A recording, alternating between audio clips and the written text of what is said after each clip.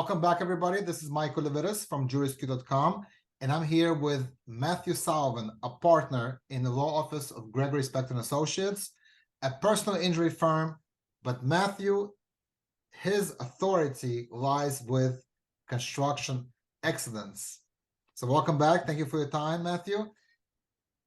And I want to ask you, thank you. And I want to ask you, people have heard about it. You have seen it sometimes in ads, attorney blogs, the Scaffold Law. The Scaffold Law that's on the books of New York. Can you tell us what it is? And it has some other names, I understand. And what rights does it give to the injured parties, to the injured workers in construction? The Scaffold Law is also known as New York State Labor Law Section 240. Okay. The reason it's called the Scaffold Law is because it's primarily associated with workers who fall from a height, who fall from a scaffold, or objects that fall from a height, again, typically from a scaffold.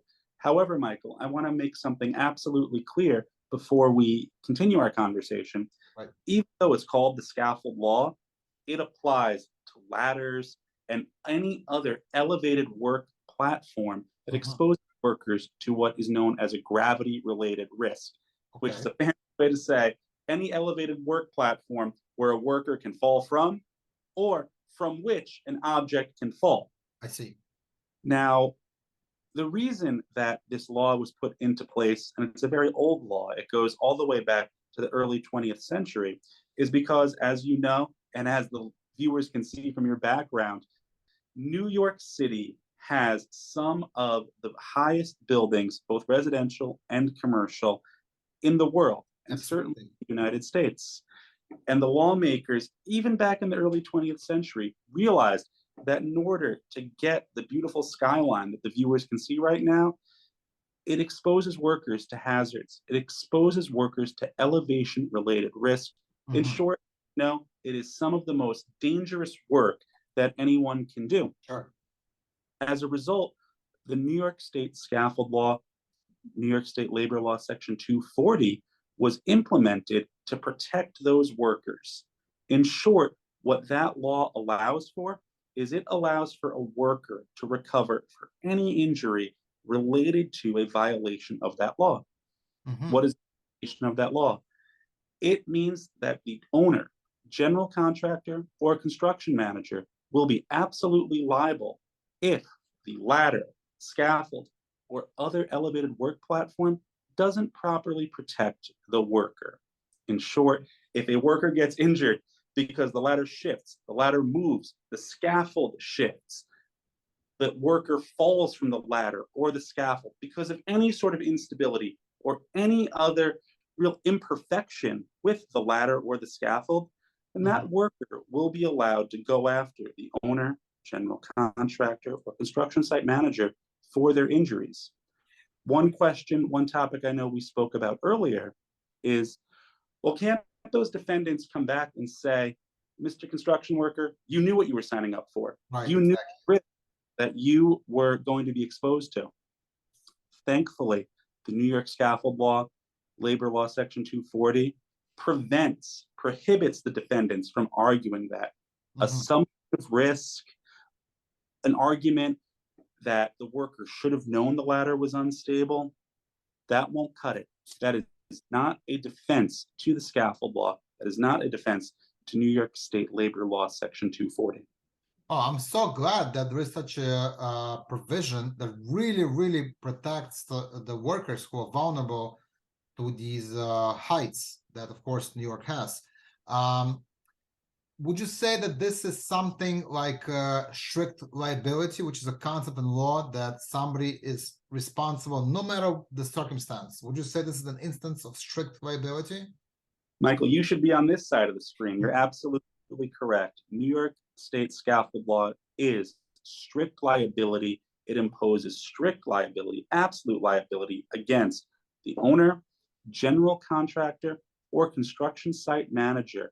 It requires them to provide proper protection in the form of a steady ladder, in the form of a stable scaffold to allow those workers to go to the heights necessary to perform their work. Very interesting. Matthew, but what possible defenses would the contractor have with this scaffold law? For example, what if a group of workers passed by the ladder and by accident they bumped into it and the person on it fell? Something like that. Would that be a defense, or it's still absolutely strict liability on the part of the site owner or contractor?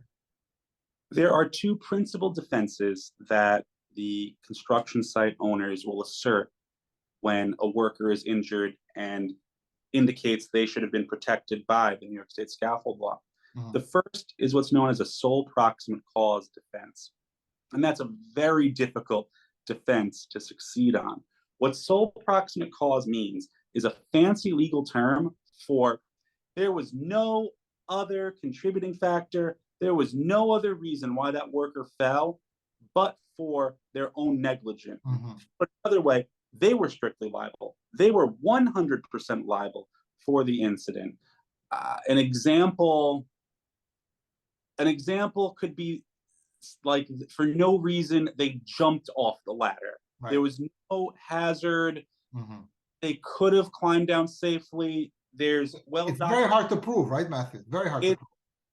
It's been done, but it's almost impossible, right. We'll say, because how many times could it have been 50-50, where maybe the worker was partially negligent, maybe they were contributorily negligent, but if the plaintiff can show, if the injured worker can show that even 1% of negligence can be attributed to the owner, general contractor, or construction manager, because that ladder shifted, the ladder shook, the scaffold wasn't properly permitted, well, then there goes your sole proximate cause defense. Got it. The second principal defense that is asserted is what's known as a recalcitrant worker. And that one, still difficult, but a little more likely, depending on the facts. And a recalcitrant worker defense is exactly what it sounds like. Someone told the worker, that ladder is out of service.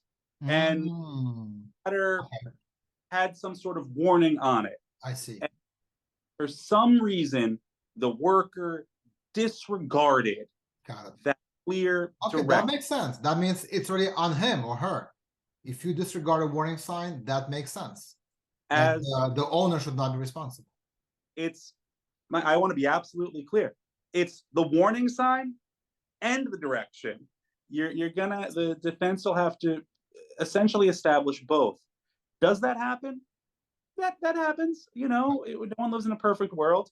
Right. But the truth is, Michael, in an overwhelming majority, I mean a super majority of cases, the facts are with the plaintiff, because the New York State Scaffold Law is designed to protect the workers. It's not designed to protect the insurance company, and that's how it should be. Okay, so I'm very glad to hear it. And the lesson here is that for anybody who experienced any kind of a construction accident due to a fall of yourself from somewhere, or something fell on you, you absolutely have a very big chance of recovery for your injuries. So don't hesitate, don't be shy, let the attorney evaluate your case, and most likely a ground will be found to sue for your damages. And of course, once the attorney is Matthew Sullivan, a partner in the law office of Gregory, Spektor & Associates, a personal injury firm